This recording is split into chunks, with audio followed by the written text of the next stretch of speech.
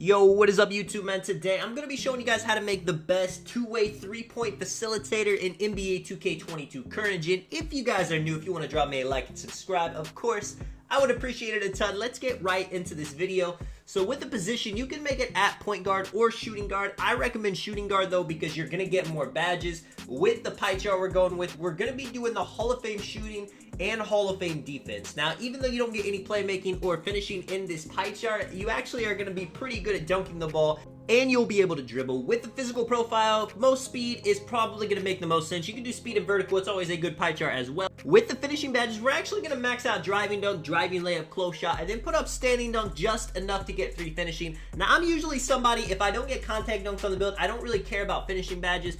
But having posterizer on gold, if you're somebody that likes to beat your defender and get to the basket, is always nice, just to make sure you don't get any weak layups. Plus, the nice driving layup, close shot is going to help you whenever you have to take baskets close to the rim that aren't dunks. With the shooting, here's the trick for the build. Max out three-pointer. The mid-range has to be lower than the three-point, or it's not going to give you the name two-way three-point facilitator, which, you know, is unfortunate, but in this game, 79 mid-range, and it's actually going to be higher when we adjust the wingspan. It's going to be automatic. With the playmaking, ball handle, pass accuracy, both max. With the defense, perimeter, lateral, steal, and defensive rebounding. With 32 attributes left, I would recommend putting up your post control so you can get 13 playmaking badges. Then you could put up your post fade to get an extra shooting badge. Now with the 7 left, you know, you can't really put it anywhere to get an extra badge, which is unfortunate. So I would recommend put it on interior or block.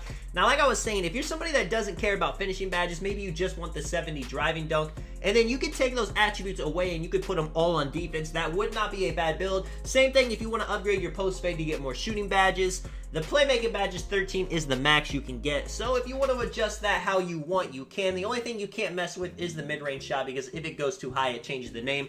With the height, you could go 6'5 or 6'4. I recommend 6'4 though because some of the dribble animations can only be unlocked at 6'4. If you're 6'5, you don't get them. So I'm going 6'4, and then the weight, I want to get that 90 speed, 89 acceleration, so I go down to 178. You could go minimum if you want, but you don't lose anything for gaining that 3 extra pounds. And then wingspan, it has to be minimum. If it's any above minimum, it's going to change the name of the build. And you see, man, we get lock takeover, sharp takeover, shot creating takeover, and playmaking takeover.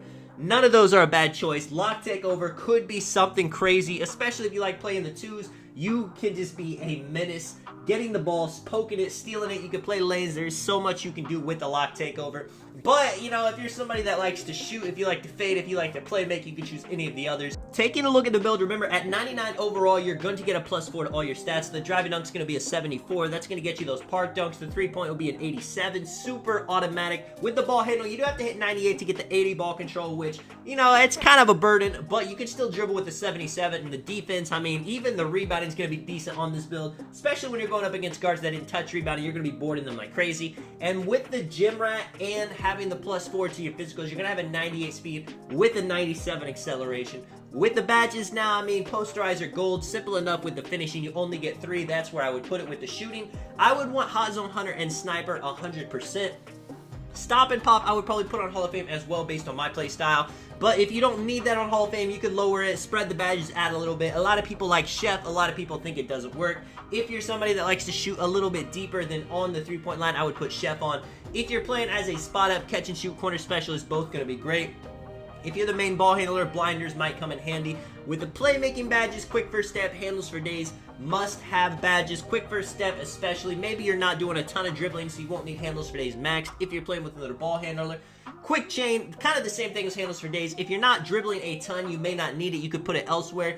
Bailout, bullet passer, I would want to have those badges on bronze for sure. And then unpluckable, as high as we can get that because people are going to be spamming the steals. It works with the defensive badges, pickpocket, menace, clamps, all Hall of Fame. You're going to want badges like intimidator, interceptor. Your block's not that high, so maybe you're not too worried about rim protector. But having it on some will still get your player to actually go for the blocks and just not get babied in the paint when that situation arises. Would love to have some more defensive badge upgrades just so we can put on stuff like defensive leader, hustler. But hey, man, this build does so much. You got to give up some things. And I mean, 3, 16, 13, and 18, a very well balanced build. Let me know what you guys think. This is Tonic. I'll catch you guys in the next one. I'm out. Peace.